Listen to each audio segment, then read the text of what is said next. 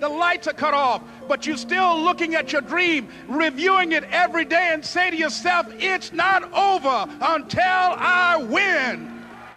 So Les Brown is one of my favorite characters in the world because he's like a preacher man. He's a motivational speaker and he's spoken around the world and he has some really, really powerful wisdom to share with you guys. Now I've put together a compilation of some of the best clips of Les Brown and I hope you guys enjoy them. Without further ado, here's Les Brown.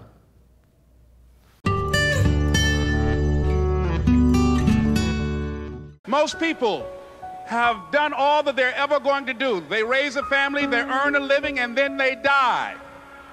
But people who are running toward their dreams, life has a special kind of meaning.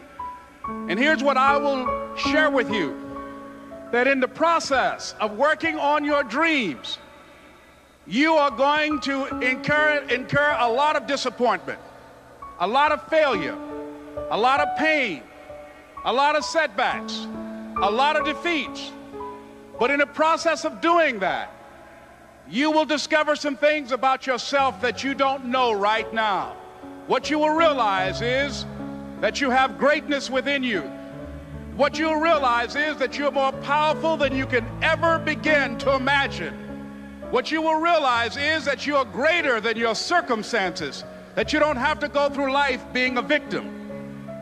As Jack indicated, I was born in Miami, Florida, in an area called Liberty City, in an abandoned building on a hard linoleum floor with my twin brother. We were 6 weeks of age, we were adopted. When I was in 5th grade, I was identified as EMR, labeled educable, mentally retarded, put back from the 5th grade into the 4th grade, and stayed in that category until I got out of high school. I don't have any college training. But I met a high school teacher who one day changed my life. I was waiting on another student, and when he came in, he said to me, young man, go to the board and write what I'm about to tell you. And I said, I can't do that, sir. He said, why not? I said, I'm not one of your students. He said, it doesn't matter, follow my directions now. I said, I can't do that, sir. He said, why not? I said, because I'm educable, mentally retarded. And he came from behind his desk and he looked at me. He said, don't ever say that again. Someone's opinion of you does not have to become your reality.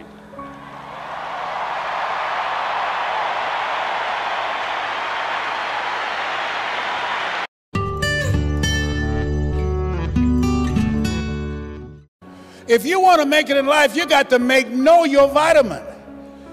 You've got to know every no brings you a step closer to a yes. Anybody can stop because someone said no. But there's something in you, in your heart of hearts, that's saying, I'm not a quitter. There's something in you that says, I've got the will to do it. There's something in you that says, I'm going to find a way. Make decisions on. He said, what will it take for us to go to the moon? And the response was, the will to do it. As you look at yourself, as you look at your business, as we look into 2015 and beyond, what will it take for you to increase your business? The will to do it. What will it take for you to become more powerful in your presentation skills and be able to increase the number of people, to quadruple your business? The will to do it. What will it take for you when others are quitting because of the rejections, when others are stopping because they just become so discouraged and they have creditors breathing down their neck and they have family members and friends telling them they're a fool? What is it that will allow you to have the mental resiliency to keep on keeping on, to keep your commitment to your commitment? The will. Some of the best shooters can't hit baskets different times in games. They get in a slump. Do they sit on the sideline and say, I just didn't hit a basket today? No, they continue to execute. I suggest to you that if you are facing a challenge, don't stop. Stay busy. Work your plan. You must be positive. See, a lot of people, when things don't happen when they want it to happen, they become negative, and they turn out and start projecting a lot of negative energy. No, you've got to make a conscious, deliberate, determined effort to be positive.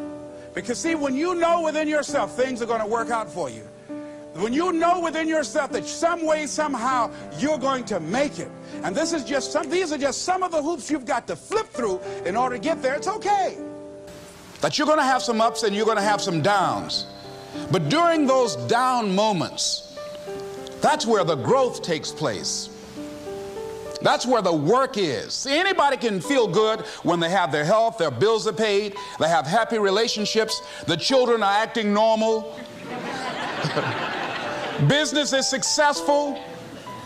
Anybody could be positive then. Anybody can have a larger vision then. Anybody can have faith under those kinds of circumstances. Am I correct? Yes. See, but the real challenge of growth, mentally, emotionally, and spiritually, comes when you get knocked down. Somebody said that adversity introduces a man to himself or a woman. If you don't discipline and contain your emotions, they will use you. Your mind goes on automatic, just like a garden. You know, I loved reading the book called As a Man Thinketh by James Allen. He uses the analogy of the mind being like a garden.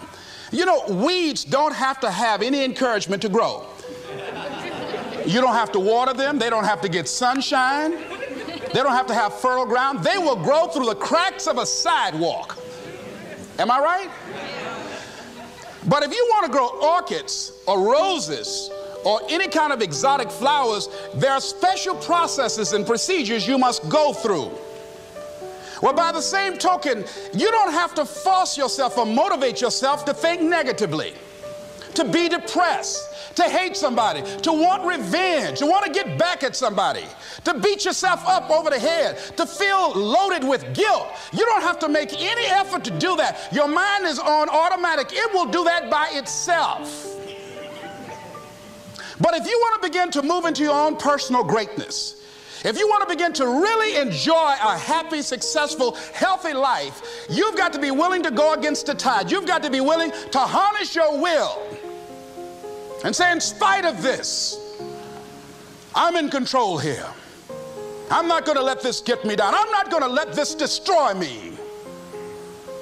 I'm coming back, and I'll be stronger and better because of it. You have got to make a declaration that this is what you stand for. You're standing up for your dreams. You're standing up for peace of mind. You're standing up for health.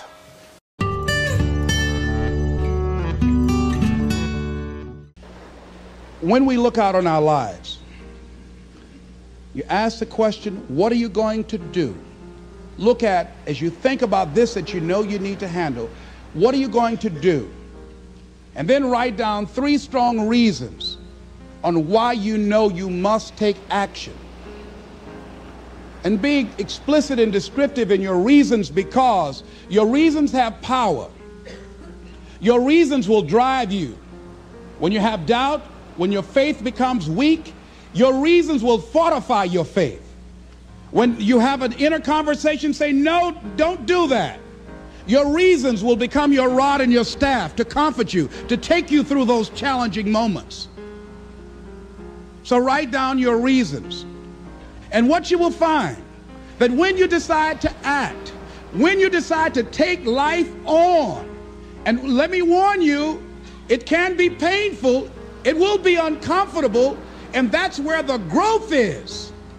When you're uncomfortable, when you're stretching out, when you're taking life by the collar, you're going to get thrown to the ground again and again and again. But when you have determination, and you know that what you're doing is right, it gives you your life, it gives a special meaning and power to you, you will have some power from on high. You will discover some things about yourself that will begin to electrify your personality.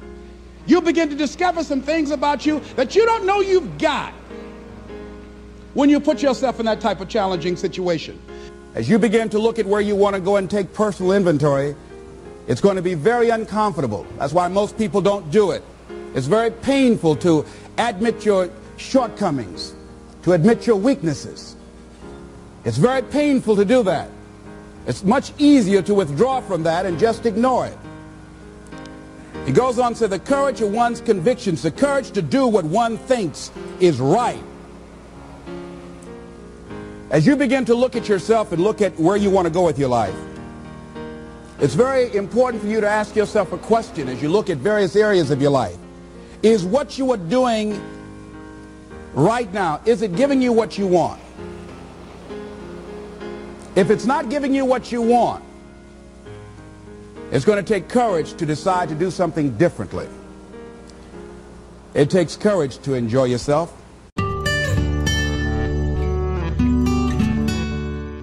Want to create a greater sense of fulfillment? Challenge your fears. Challenge them.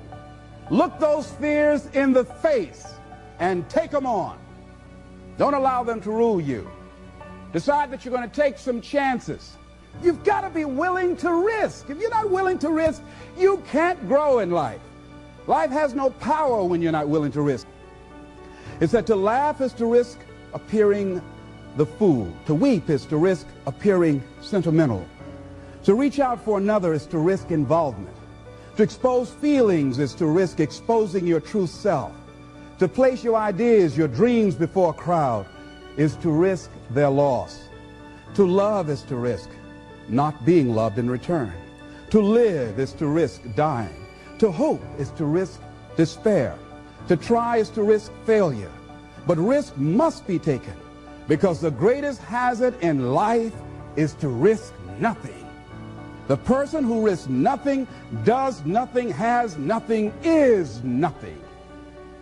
They may avoid suffering and sorrow, but they cannot learn, feel, change, grow, love, and live. Chained by their certitudes, they are a slave. They have forfeited their freedom. Only a person who risks is free.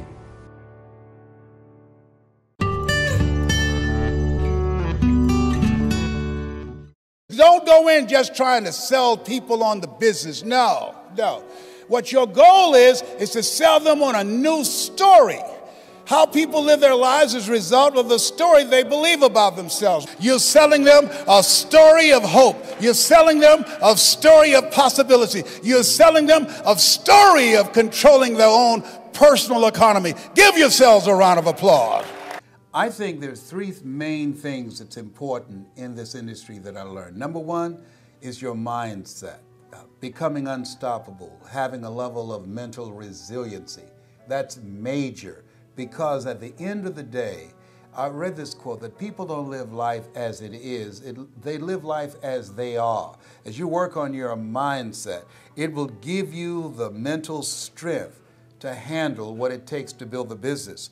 The next thing is your skill set, developing the skill set of creating relationship capital, of being able to communicate with and to attract people into your business who share the vision that you do, who have the drive, who have the hunger, who have the work ethic, and who are willing to invest themselves in the business. And the third thing is being a part of a community of collaborative, achievement-driven, supportive relationships. More people are concerned about the World Cup than their own dreams. Isn't that interesting? More people can tell you more about an episode of Scandal while they live a scandalous life. The reason that you're in this industry is because you have a vision of yourself beyond where you are, that you're operating out of the thinking of Henry David Thoreau, who said, do not go where the path may lead, but go where there's no path and leave a trail. And I suggest to you, continue to listen to your heart. I suggest to you that whoever invited you to the business, go back and say thank you, because they saw something in you. They saw greatness in you because it's there. That's my story, and I'm sticking to it.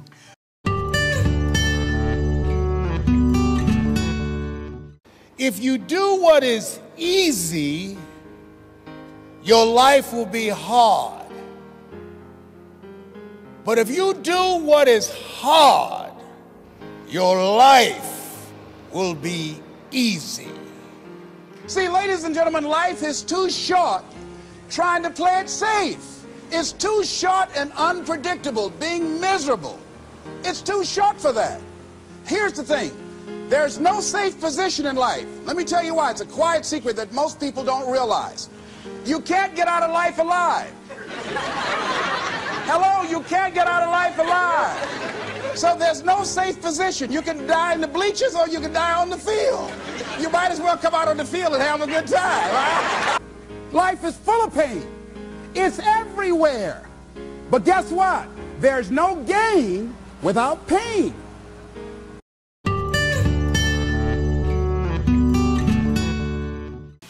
Find some trusted critics. People that you know care about you and love you. There's some things that keeps us from growing and getting out of ruts. Number one, we identify with feedback. We take it personal when someone wants to give us some feedback on where we are falling short and tell us about our blind spots. We want to have everything being positive about us. We're not perfect. It hurts. I have a friend who's a trusted critic. I don't like him, but I love him. He doesn't tell me the things I want to hear. He tells me what I need to hear so I can grow. It hurts. It hurts when he put me on the hot seat. I can't stand it. But that's the only way that I can grow. And I'm glad that he loves me enough to risk our friendship to tell me what I need to hear, not what I want to hear. In order to create wealth and control your financial destiny, it's important that you have a network of friends that you can learn from, that you can grow from, friends that can help you to begin to access parts of yourself that you don't know right now, friends who have contacts and relationships and resources that you don't have, people that you can learn from, that you can grow from. You want to develop a network of friends. You want to build an organization with only quality people. Not people who need more, but people who want more.